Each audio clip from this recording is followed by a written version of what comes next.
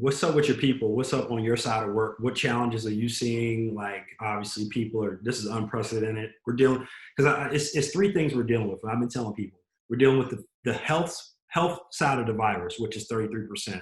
We're dealing with the financial virus, which is 33%. And we're dealing with the mental virus, which is 33%. And all those have to be handled differently, right? They do. And I would 100% agree with you on all three of those, because I definitely think that's where we're all functioning right now. And some of us are doing really well in one or two of the areas, and the other area we're kind of struggling. Some people are struggling in all. And that's just the reality of what we have to deal with right now. There are people that they're running out of money. They don't know when they're going to be able to get groceries.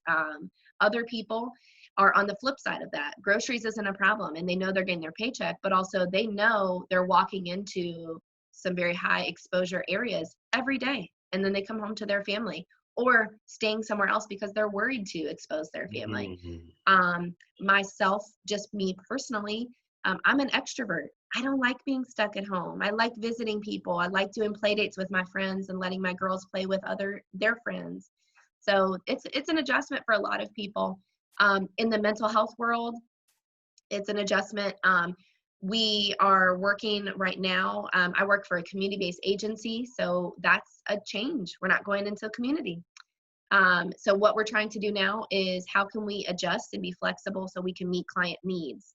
Their mental health did not just cut off because the pandemic said, don't be around people. Correct. That doesn't stop therapy. So what we're trying to do right now is focus on telehealth. So video conferencing is ideal. But of course, we know there are lots of families that don't have internet and they don't have a smartphone or computer access. So that's also a limitation or a barrier that we're having to deal with right now. And then being able to use phone sessions as a form of telehealth. It's not ideal, but there are clients that's still helpful for them in the moment, or it's still helping give them their time with a counselor to be able to process their anxiety or their depression or some of their symptoms that they're struggling with. So it's still meeting their needs, but we're just really having to be flexible with how we do it. And then two, I think the resources. So I'm also a social worker at the schools. I work with homeless families. Thankfully, there are a lot of people that are pulling themselves up as much as they can and saying, how can we help? Let me share this information. Here's the food bank phone number. We're going to extend hours at this food bank. We're going to make sure we do contactless drop-offs for food or water or hygiene supplies. So thankfully, there's a lot of people that are doing good. They're doing great things. They want to support each other. They're sharing resources. They want to help. And I think that goes really far as well.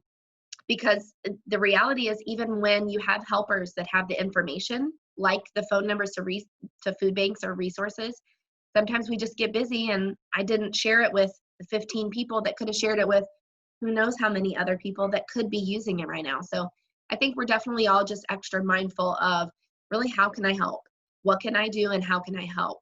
If that's a telehealth session to do an assessment with a family to help this kid, then that's what we can do.